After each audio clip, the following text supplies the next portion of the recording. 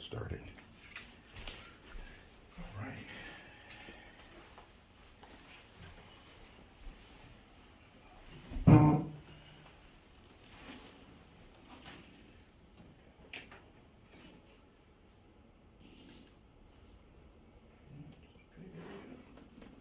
All right, ready? I am ready.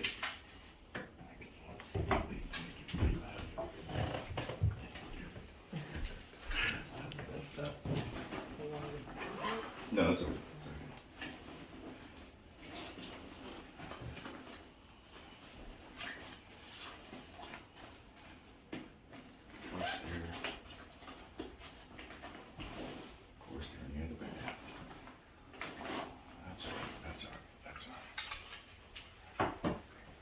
All right, now the one problem with recording here is that we've got to be masked. Oh, okay, all Because right. that's my office policy, so I can't have a recording. Yeah, no problem. Do another one. I do understand.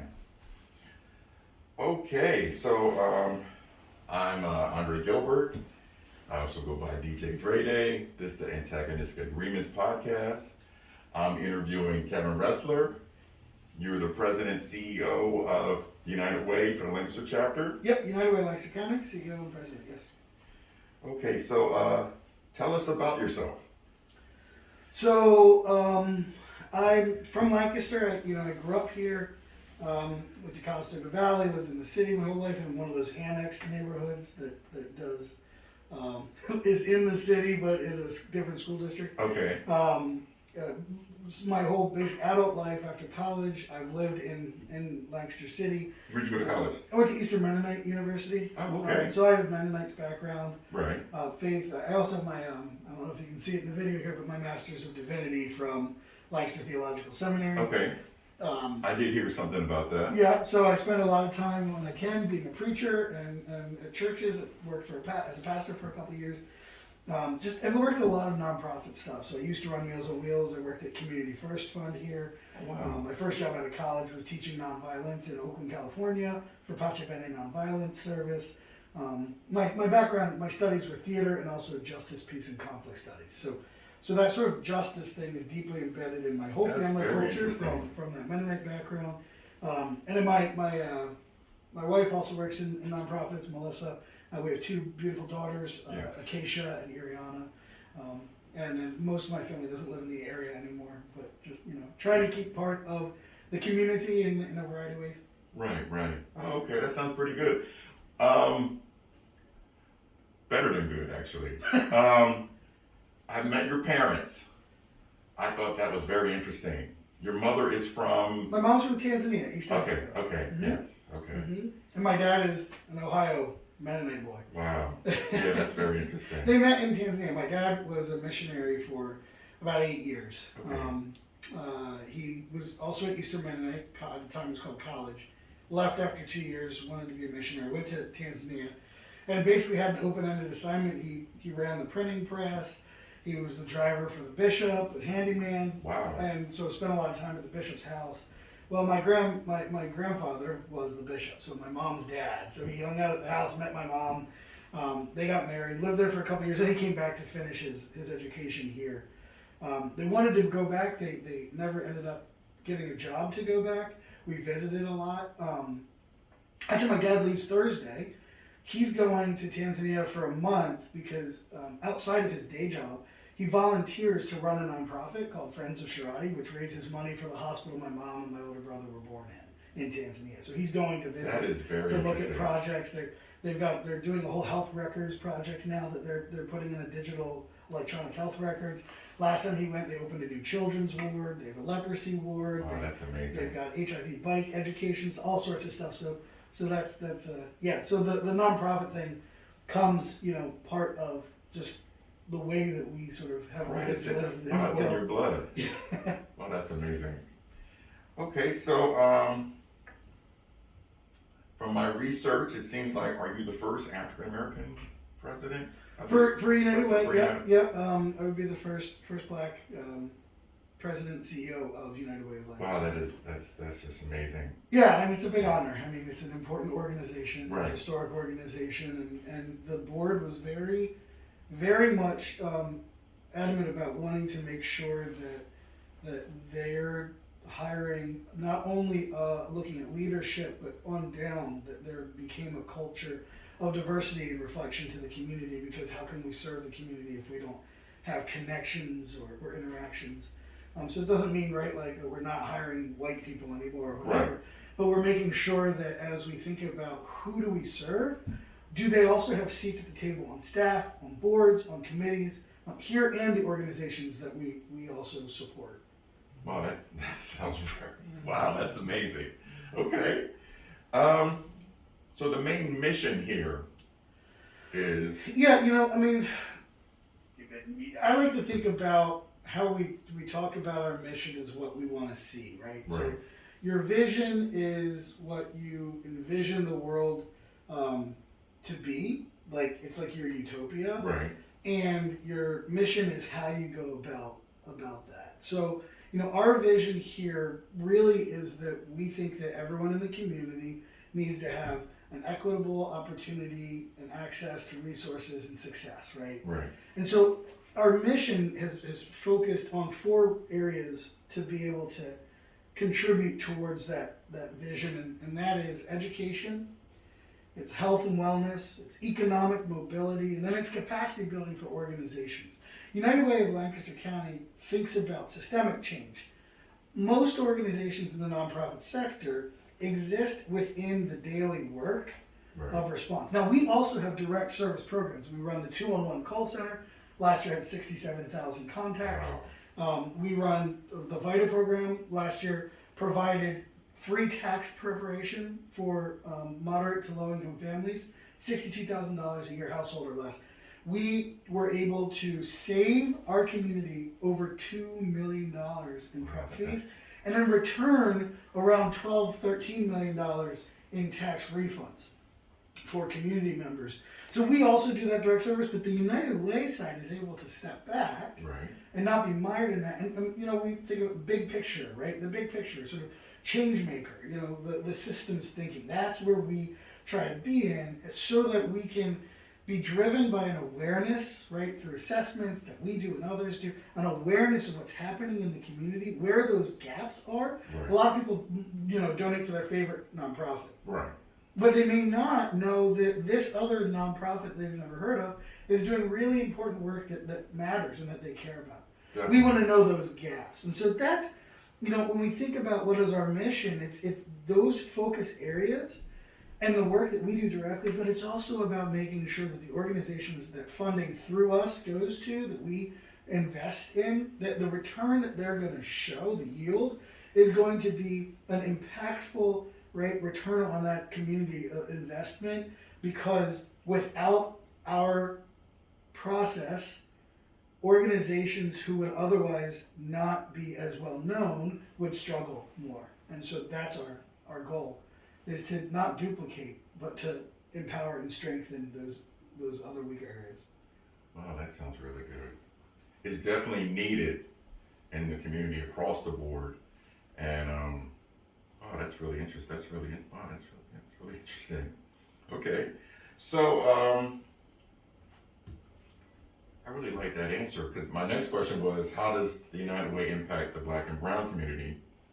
But it seems like, Well, historically that would have been through supporting agencies that were doing work in those communities, Right. right? Which we do, whether it's CAP, right, Tenfold, a variety of really great organizations.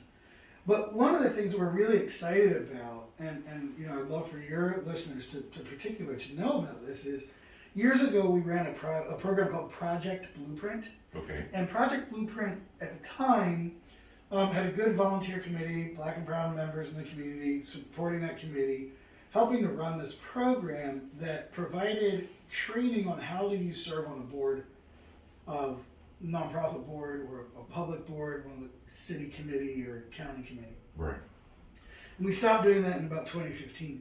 We're bringing that back. We just hired our first director of equity, Okay. and Isa Ashraf.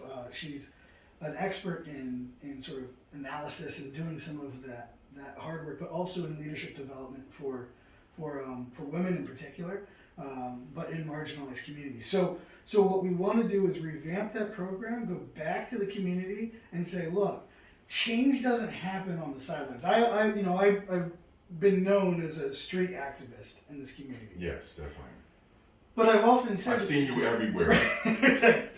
But I've often Even when said, you ran for mayor, right, that was still got to be out, right? right. But the thing is that street activism is extremely important because it applies pressure.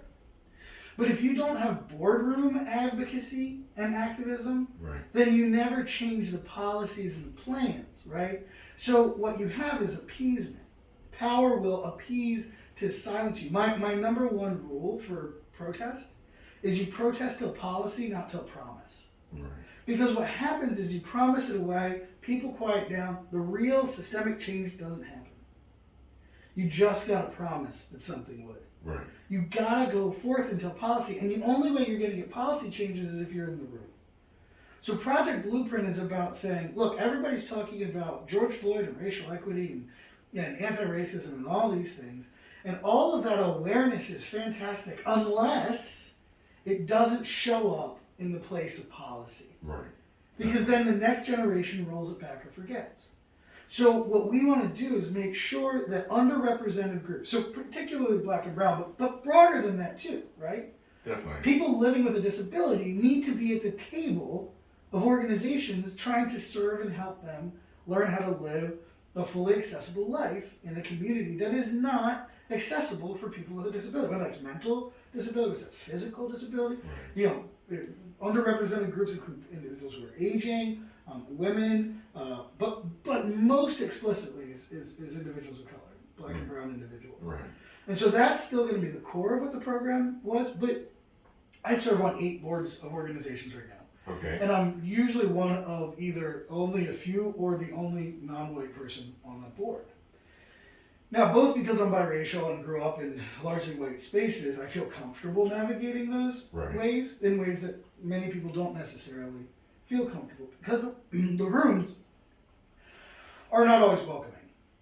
Not even, sometimes they want to be. Okay. But they don't know that they're not welcoming. Right. They exist in the cultural way that they communicate, make decisions, and all these things. So they say, and they mean it, we want to diversify. They want to be inclusive. We want to be inclusive, we want to Right. diversify. Hey, Drake, come on in and be a part of our board. You get there, and the only thing I ever asked is, well, what do black people think about that? Well, if you said to any one of them, what do white people think about that? Right. They'd be like, that's a ridiculous question. Right. But they genuinely want to know. That's why they ask. But they haven't given real, authentic inclusion in process Right. or in value of amount of people. And so what I want to make sure we do is, in the past, Project Blueprint was just people of color, basically, almost, not exclusively, Okay. largely. Well, we have to make sure that that training process approximates the world that people are going to go into. If you train people, and every training is only black and brown people, and then you send them off to these boards where they're the only black or brown person, Right. you haven't fully adequately prepared them. Definitely. So we've got to figure out, how do we train the people who are already in that space to authentically be welcoming and inclusive? And how do we train the individuals to be able to go into spaces that aren't fully comfortable for them, right? So the cohorts have to be mixed, and then so that we're not just taking our resources and further sort of supporting individuals who already have opportunities. That's where we say, you know what? Here's a white guy who just returned from incarceration. Right. Well, you know, he's still a white guy with all those cultural backgrounds, but he's also an underrepresented person on the board. So can we have him in that room so the room feels a little bit broader than just the targeted group, Right. but is still advancing an opportunity for someone who otherwise isn't going to have that opportunity. No one's going to go to a white guy coming out of prison with a felony and say, hey, would you like to serve on this board? Right. Right. Exactly. Not, yeah. So how do we create a program that trains, advocates, and creates the Rolodex, so that when organizations want to diversify, who do they call? They call United Way. Right. Because they know we've been working on this training.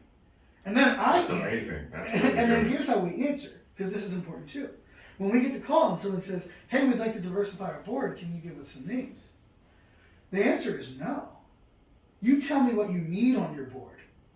You tell me if you need someone with financial acumen, You tell me if you need someone who can fundraise, Right. who can do outreach. Now, the person I send you is going to be a person who comes from an underrepresented community that makes sense for yours. Right. But I'm not giving you someone to check the box of diversity.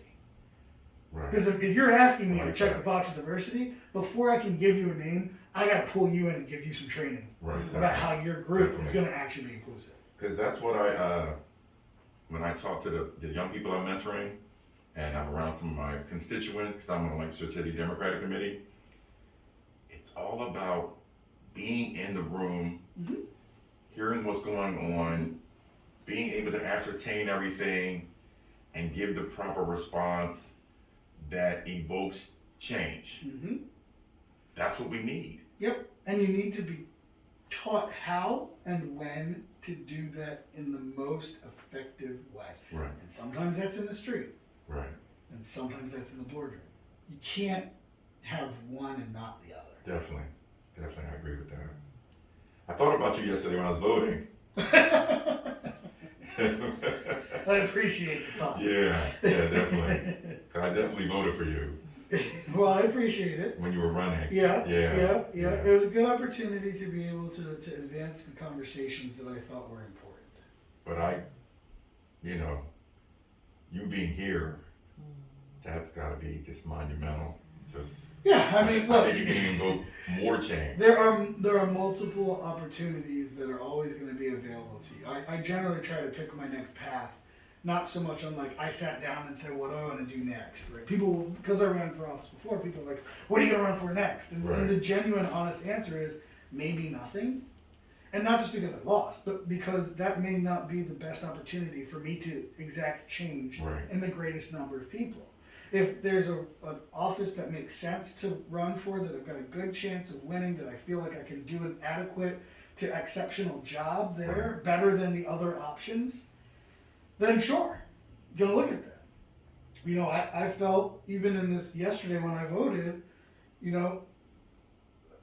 I didn't feel a need to run in the same way I did before, because before I had significant concerns about the options. Right. Our mayor hasn't been perfect. No one is. Right. There's stuff that she can work on and do better. But when I looked at my own time and where I was here, she's doing a good enough job, in my opinion, that it wasn't worth me going and pursuing that and leaving a hole here. Right. Right. Definitely. So the options that are available to people, I think too often are looked at as, I want to be a politician. Not that like I have a plan or an idea or what, I want to be a politician. So I'm Right. going to run for whatever. Right. And, so I appreciate that support and that sentiment, because what we were interested in doing, my team and myself and my family, was we said most people, when they run for politics, have as their first goal is to get the most votes on election day. Right. That was our second goal. Our first goal was to control as much as we could the narrative. When the newspaper asks a question, what topic do we bring up? One that wasn't going to be brought up before. One that won't be brought up again if we lose. Right. Definitely. Why? So that when we have a debate, what questions are asked? What issues are brought up? Ones that without us in the room won't be brought up, won't be asked, won't be entertained. Definitely not. So that if on election day, goal number 2 is a failure, if we don't win the votes, which I didn't, at least you know that the candidate who does win has put in their mouth in public, on TV, in debates, what they will do about issues of concern to you and your community that would not necessarily have been their priorities otherwise. And so that's what we tried to do. We felt that we were able to do it and advance conversations around neighborhoods and affordable housing. And to Denine's credit, I think she's doing some good stuff, especially in the affordable housing sector. Right. Yeah, she's been getting hit hard with questions and her Yeah. plan for that. Yeah. Definitely. And so we'll see, right? Right. The proof is in the pudding, not the saying, but the doing. But compared to her predecessors, no one ever talked about affordable housing. And I'm not trying to take credit for all of that by any means. Right. But to say that that was a conversation that if I wasn't in the room and someone else was, the conversation might have been about something else. Right, I can understand that. And so, you can be proud of your. It's definitely towards the top of the list. Yeah, Yes. and her neighborhood stuff that she said she was gonna think about anyway, but trying to pull that further, more progressive and further, and what made sure that of her original 3 or 4 priorities, that the ones of those that were in common, the media is going to pay attention to. Right. And so, that becomes a really important, for your kids you're mentoring, anybody watching the show who's interested in public discourse and public engagement, understand that the first victory isn't the acquirement of power. It is the way in which you pursue the access to influence. I like that. Yeah, that's powerful. Okay, so an easier question. Do you have any hobbies? Do I have any hobbies? Well, I tore my Achilles playing soccer a couple years ago. Oh, wow. So I've dialed that back a So little are bit. you out for the season? Well, I've taken about 2 off. And then I gained like 20 pounds, so now it's a lot harder to get back on the field. Okay. So we'll get there. But Okay. I love soccer. I love watching it. You have a gym here? Playing a video game. Not here, not in this here? building. Okay. I wish. I've got a couple of old weights and a small treadmill at home Okay. that look very wonderful in the corner. But I've coached soccer for the first time. My daughter's soccer team under 8s. Okay. That was interesting. Oh, okay.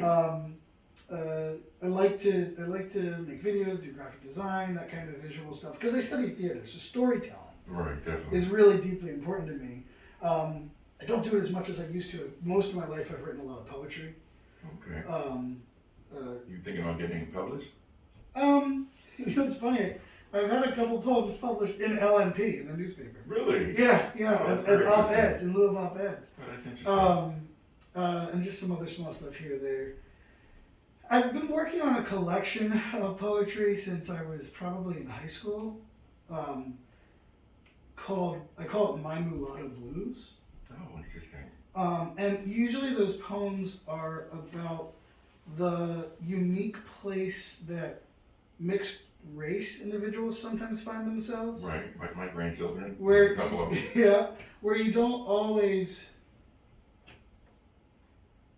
I should say it that way, that it doesn't matter how you identify. Sometimes black folk identify you differently. Sometimes white folk identify you differently. Sometimes Asian folk identify you differently, right? Right. And my younger brother and I had a disagreement when we were younger because I said that I'm biracial, and I've always identified as mixed race or biracial. And he identified as black. And he sort of pressed me a little bit. This sort of like, well, why don't you think you're black? And I said, it's not that I do or I don't think I'm black.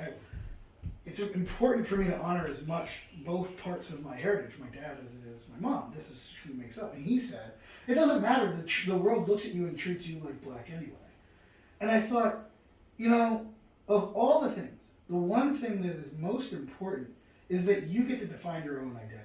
Even if others reject that. I definitely agree with that.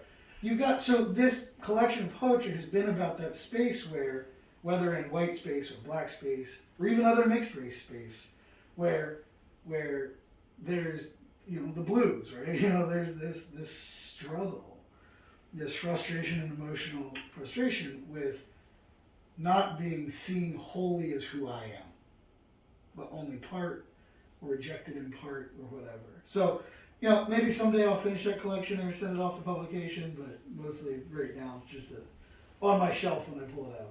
Well, I have a question now. Okay, so growing up, my dad would say, he was explaining to us what mulatto is. Mm-hmm. There's even a female rapper. She's biracial. Her name was Mulatto. She got some flack for the name. It's considered an offensive name. Right. And now she goes by Big Lotto.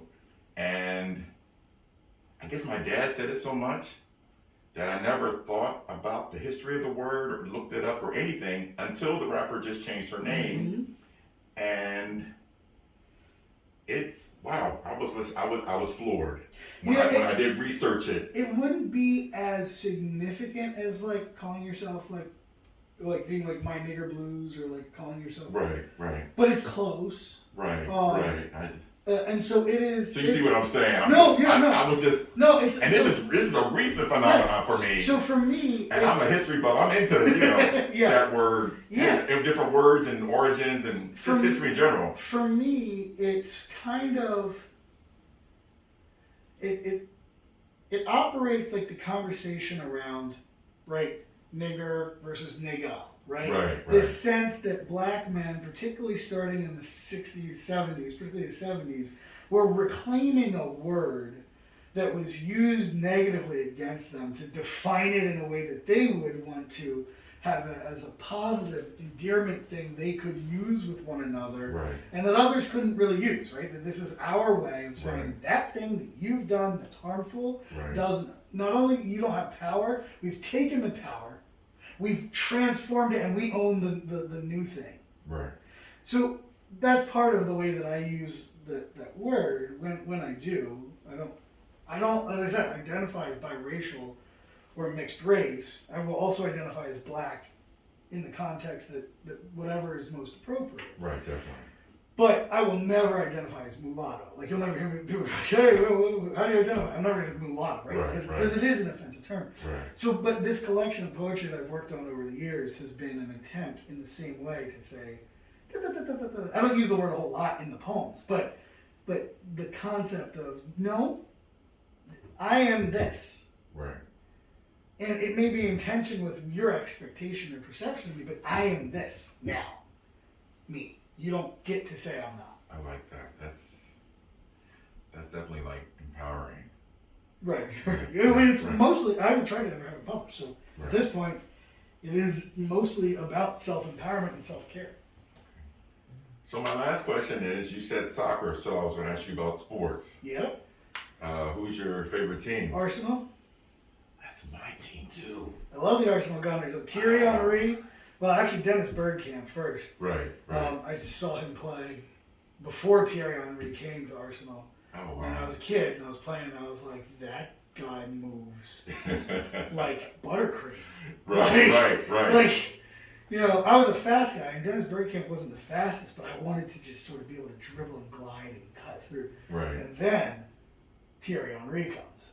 And now I got a guy who glides like buttermilk, but is fast. Right. So I just had this natural attraction. I really always liked how Arsene Wenger was a thoughtful manager, very intentional, philosophical. So just always fell in love with the team, and I've stuck with them since through a lot of not as good as we used to be. Right, definitely. But look, I'm an Eagles fan. So I'm used to disappointment. Especially this year. I knew it was gonna be rough this year. New system, they're young. I got a lot of hope for Jalen Hurts. I think he's getting an unfair amount of flack for what he's been dealt. I really hope so. I'm really rallying behind him. I tell people, about his background, and coming from Alabama and Oklahoma, and just the way he carries himself. Yep. And then I look at Kyler Murray, and of course Russell Wilson, and a few others. That's kind of like him. I'm like, yeah. Just like I rallied behind Randall Cunningham and Donovan McNabb. Right, yeah. I mean, Rodney Peete over the years. And everyone's like Public Enemy says, we got a black quarterback, step back. Right. Yeah, I mean, like, I was a huge fan of Deshaun Watson. Until the jury's out. But it's looking right now like, I don't need Deshaun Watson to be a role model, right? Ruggs, what the heck why are you driving drunk on a Tuesday when you're that rich? I don't know if his girl in the car was drunk too, but like, dude, you don't have a friend? He's unemployed now. He's unemployed. Yeah, they dropped him. And so we don't need those kinds of role models. He's so talented too. He is. But but like Jalen Hurts, you listen to this guy talk about leadership, you listen to him taking accountability, responsibility. I'm like, that is please end up being the best quarterback of all time. Like, he almost sounds like Mike Tomlin. yeah. Well, there's another one, right? Yeah. So I love when you see that black excellence in the space of role model because too often we are not given. We're given intentionally. We're given bad role models, right? Like look at some of these, whether it's musical stars or even actors, or whatever. Look at these entertainers. Right. And look who picks who the who's deciding who gets cast. Right. in a show? Who's deciding, which AR exec is deciding who gets the record contract? Right. And so then, you know, we feel that that's black culture. Well, sometimes it is.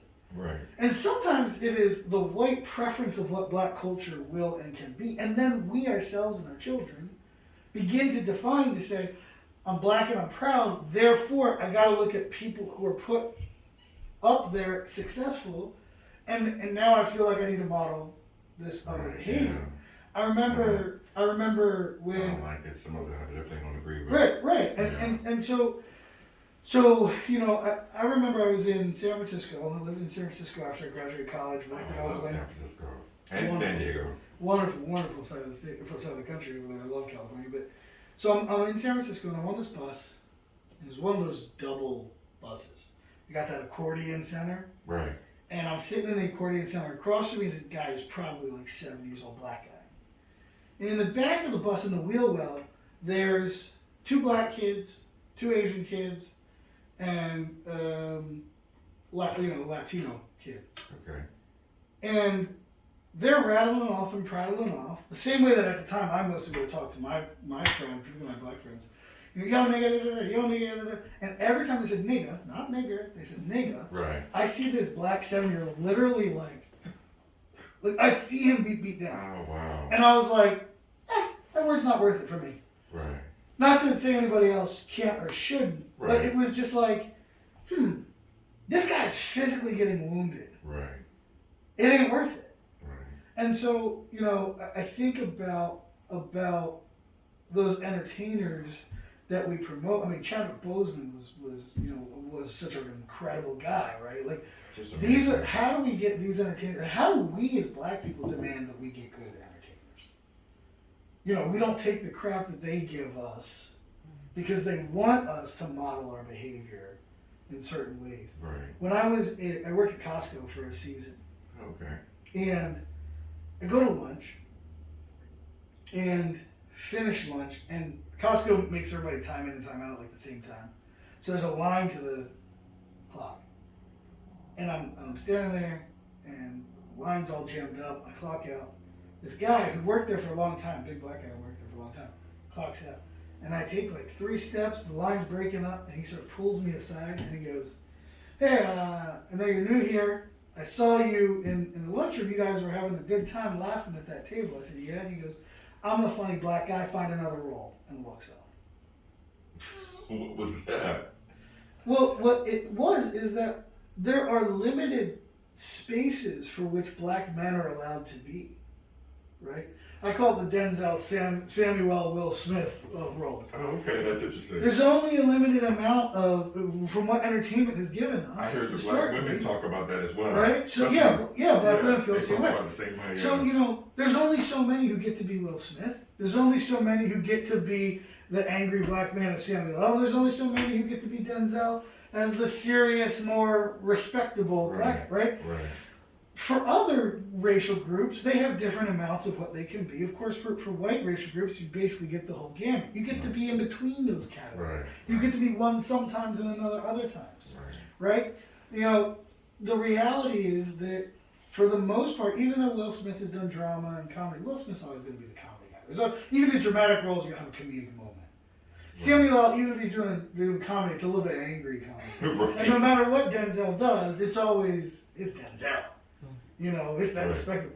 And so what that... Yeah, even Kevin Hart now has Kevin Hart even has a show where he's joking about the fact that he wants to be an action star, but they'll only let him be the sidekick. Right. That's on, I think, Tubi, or on Roku TV now. Okay. It was on Quibi. But, you know, so what that older black gentleman was trying to instruct me, at least incidentally, was, hey, there's not a lot of us here.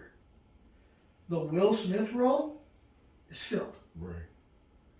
We don't got a Samuel L. We don't got a Denzel. Pick. But the Will role, nope, already filled. And you're trying to replace me. Wow. And if you replace me in the social elements of the lunchroom, what's that going to do to me out on the floor? What's that going to do to me when there's an opportunity to promote someone in this institution wants to show its diversity? Only one of us is going to be up for the promotion. And if you've taken my spot, I got no chance, right? This is all the subtext of what goes on when we are, Cornel West sort of similarly talks about this degradation of blackness and as niggerization, that we accept being the niggers that they tell us that, I like that. right? And so it's the same thing with the entertainment that they give us. And so we've got to find ways of highlighting the athletes, the actors, the entertainers who show, I still listen to a lot of hip hop. It's just much more likely to be, Talib Kweli than anybody with Lil or murder in their name. Yeah, or Young. Right. Right. I listen to Young Thug music too, and I enjoy it too. But when I'm really saying, what is it that I want to shape my mind? Because I've been listening to a lot of 90s, older hip hop, 80s. Yep. Lately, it's completely different. It's completely different. Right? It's it's literally social justice music. Public Enemy is social justice. That's my group. Music. Public Enemy, X-Clan. Even Rage Against the Machine with Tom Morello, right? Was literally, that's rock, not rap. But you listen to Tom Morello talk about the power of the guitar. Was for him to be an activist, to make change in the world. There are elements and times of even that sort of 90s, that East Coast, West Coast battle, hip hop was going on. Right. You still hear, Tupac rapping Dear Mama. Changes. You still hear tears. Tears. You still hear, even with Notorious B.I.G. Just Notorious B.I.G. actually more consistently threaded it through his music. Right. Even like Juicy. It's the storytelling about what it's like to be black in this space. Exactly. And the pent up frustration and anger. And then you move forward and you get into the sort of the 2000s, and you've got the rise of people like Mos Def and Common and Talib Kweli, and you've got Black Star, the sort of super group, and all of that stuff. Though all of that was for the most part second tier. It wasn't until Common and Mos Def became actors that their music was really allowed to be listened to in the sort of grander white space. Right, definitely. When they were just rappers, they were they're on the same local small radio station in Chicago that Kweli is on. Kanye starts out friends with Kweli and then moves off. You've got the Fugees, you've got Lauryn Hill, who literally leaves the industry because she can't handle how awful this stuff is. She has a new song with Nas now. Well, Nas, there's another great example. Love that song. Nas, Illmatic transforms both white and black America awareness of what's happening in Paints Black such a America. picture, doesn't it? Yeah. Yeah. And people are like, wait. Classic. What's happening? Right. And even NWA, they were talking about their version too. NWA, absolutely. NWA, especially in a lot of ways. There's varying degrees. If you look at the resulting history of NWA, the individuals. So Eazy-E dies right at the breakup. Dr. Dre. Say what you will about him as a person, as a rapper, Eminem revealed a lot of stuff about what it's like to be poor and white in America. Yeah, definitely. And that's, I think, what Dre saw. I think Dre saw NWA for poor white people when he sort of brought. He's so Eminem. talented though too. Well, he's absolutely talented. My son was harping on me about him a while ago, and I was like, saying basically Eminem was top 5 rapper ever, and I was being biased because he was white. Right. And I started really listening to him. He's very good. As a lyricist, he's very good. He's not just quick, but he's up there with Jay-Z and he's absolutely up there. Yeah. And that's the thing too, right? Back to that, being defined by what we're being given, right? Eminem's a great rapper, white or black or Asian or anything. Right. Vanilla Ice is not. Right. Right? But I used to watch his show, the Home Improvement Show, was very interesting. But so you got not all white rappers should be given that space that they're given. Right. Exactly. Or the opportunity. But the point being that they'll take one and start running with them like Jack Harlow and so saying, for Dre, Post Malone. But they're actually pretty talented too. They're not Eminem. They're not Eminem. Yeah, they're good. They're good enough musicians. Right. So Jeezy's alright. So you look at Dre and you look at what's that legacy of NWA? Well, he found a way of transferring that black pain and found a white guy to do that for another community while still supporting all the production he's done for. I mean, you can't even list it. It's literally everyone. Right, definitely. Ice Cube. Ice Cube has done wonderful things in TV, in continued hip hop, and just culture. Oh yeah. That is part of that legacy. He's got that big three. He's got the movie production company. All that stuff. Everything. All that stuff. And his son is like an amazing movies. actor. Yeah. And then look, Eminem found 50 Cent. Eminem found 50 Cent, which you're so legacy. 50 Cent's doing like all these things now. But think about today's musicians. What we're being handed are not people who are trying to transform black community, which is exactly what NWA said. Right. Which it's is just exactly like what J. Cole and maybe Kendrick You make Lamar. your millions of dollars and then you disappear. Right. You're not trying to be there's no gain. There's no rap gain for these individuals. Right. Build a beef, build an Instagram following, make some terrible, awful, largely offensive music. Don't care about the repercussions of the little boys who now think it's okay to treat women that way. Right. And there's a difference between talking about how people are treated, storytelling in a community, and advocating abuse. Right, definitely. And so, you can have songs, music that talk about things because this is the reality of life. That's what Nas was doing with Illmatic. Oh yeah, Nas wasn't advocating for crack sales in the community. Right. But he's saying, this is what's happening. Right, definitely. People are doing these behaviors to each other. He painted such a vivid picture of all what was going on. Yeah. So anyway, I mean, I don't know what you originally said. It sort of jumped out and triggered me to that. No, that's all right. That's But yeah. no problem with that. But yeah, no, I mean, so hobbies. You asked about hobbies. I also just from like my theater background, just really enjoy sort of whether it's TV or theater, just sort of visual entertainment. And I'm a really unhealthily huge Star Trek buff. Oh wow, that's Because, interesting. well, I love the idea that the world can be a better place, Right. more inclusive. I mean, Right. the first interracial kiss on TV was Captain Kirk and Lieutenant Uhuru, and Right, the original yeah. Star Trek, which is a huge, almost got the show canceled. I heard a story about that, the show, real quick. I think after the first season, Uhuru was going to leave the show, and she said she talked to Dr. King. Interesting. And Dr. King said, no, we want you to stay on there to portray that character, to show other people and other girls what they can be. She was on the bridge. Right. She wasn't Right. some random third nurse in Right. medical that you Right. only got one episode out of 7. Exactly. Yeah, that's So interesting. she stayed. That's interesting. That just blew me away. I'm a Trekkie as well. I'm more Star Wars than Star Trek. Mm-hmm. Yeah, Especially with Darth Vader. That's my. There are different categories for me. I like Star Wars. And I have all the movies, Right. especially the last 3, Uh-huh. and I want them to make at least one more. I'm really enjoying the cast and everything. Yeah, like that. yeah, I know. And for me, it's just about the concept of like, hey, when this world gets more advanced, do you know what it's going to look like? Wow. Not one culture. Right, exactly. Like it literally pits and says advancement requires a multitude of individuals Right, from definitely. different cultures and backgrounds being prioritized for what they bring to the table. I actually love what Tyler Perry's doing down there at Tyler Perry Studios, controlling the narrative. Yep, again, yeah, And controlling the narrative. Has his own studio, which Right. is the second largest studio in the country. Or Something like that, yeah, which is amazing. And then the history behind the studio, it was a Confederate Army base. Yeah.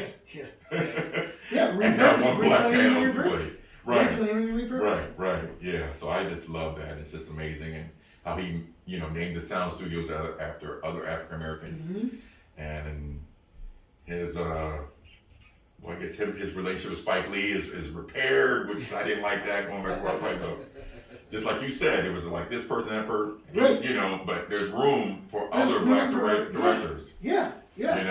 Exactly. Yeah. And Across the board, and now there's so many of them now. Spike Lee, well, and part of that is actually Spike Lee. One of the things that Spike Lee has always done is provide opportunities as well as scholarships for black artists, because it's really hard for black artists Like to he go. found Sam Jackson in theater. Yeah, Samuel Jackson was. He has I a think theater background. I think he was doing a Soldier Story. Yeah, I mean, he was an original cast of Soldier Story. Wow. Samuel Jackson's a phenomenal stage actor, supposedly. I never saw him. And look at him. Yeah, he's been in more movies than almost anyone. The man is a workaholic. But and he's in his 70s now. He doesn't look it. It's like Black Don't Cry. Black Don't Cry. God bless us. Spike Lee. Who said Stanley? Stupid Marvel movies. Are seeping in everywhere. We'll be here all day on that. But Spike Lee, is on that podcast, whatever, masterclass, talking about filmmaking. Okay. And it's just really interesting to hear him talk about his own experience. And he didn't have resources, but he just got a camera and just filmed on the street, without having sets and studios. And so much invention and innovation has come through Black experience because of the limited resources. But it has also shown that when given resources, Black excellence can also do really wonderful and beautiful things. Definitely. And so it's been really great to see some artists who have been doing intentionally providing not just scholarships like Spike Lee's always done, but scholarships to Black and brown folks to go to USC Film School, because it's hard to get into and afford, but then also making sure that they have resources to do their first film, because you can go into those spaces and have the best training. This is what I was talking about Project Blueprint before. You have all the best training in the world, but when you get out into the environment, you're not going to be invested in or given opportunity.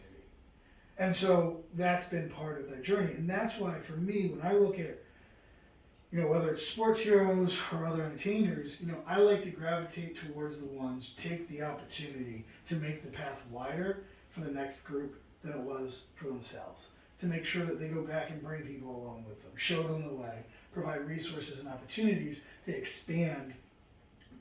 I got this, and I'm not just going to sit because I got this in my own satisfaction. I'm going to go and I'm going to pull, I'm going to pluck, I'm going to widen the path, I'm going to make sure that others can come through. Definitely, I agree with that. That's what it's all about, reaching back and helping others, especially the young people. The young people, they need us. You absolutely have to. Yeah. You absolutely have to. Yeah. So, football, soccer, that's just... I mean, soccer's my main sport. Right. I like college basketball. Okay, so I like sports. Who's your college basketball team? Duke. My brother went to Duke University. Oh, okay. All right. My brother and his wife and everything, they love Duke. I love Coach K. Matter of fact, my brother and his wife, they both love Duke and named their son after the his name is Cameron. Cameron, that's funny. Oh, yeah, no, I mean, really, I get a kick out of that. I love a lot of sports, but I like, my mom comes from Tanzania, so I also look at international things. But I love cricket, although it's hard to follow in the United States. Yeah, it is. I've been trying to follow it. It's the World and kind of learning it. Yeah, the Cricket World Cup's going on right now. So 2 Cricket World Cups ago, my buddy and it's I, on my ESPN Plus. Yeah, my buddy and I just read all the Wikipedia rules, all the rule books, and forced ourselves to watch it over 3 weeks. And was this, I knew it a little bit because of my family in East Africa, but I was this is actually really cool. It's a really enjoyable sport. It's a good leisurely sport because it takes 5 hours. So it's I like golfing a lot, and I've gotten into golf during the pandemic. I hadn't golfed much ever before then. But I don't golf anymore, but of course I love the clothes, and I do follow the sport. Yeah, I've been following the sport more or less since Tiger came on the scene. Yep. And I still follow it. It's a fun sport to play. For someone like me who's busy, it's really nice to just go shelve the phone in the car for 4 hours. Okay. Just have a nice leisurely walk, hang out with some friends for a couple hours. Right, I can understand that. Yeah. Oh, that's amazing. Okay. Well, I guess that's it. Well, hey, thanks for dropping by. Yeah, and I appreciate. Wow, that was even better than I thought it was going to be. I appreciate your candor and your honesty and everything. Wow, that's just amazing. And I'm looking forward to seeing, how you progress and what you're doing in the future. Well, looking forward to how we can continue to help the community and drive things forward. That's beautiful. I appreciate that. No problem. Thank you. Yep. Thank you. Appreciate it. All right. Have a good day. You too.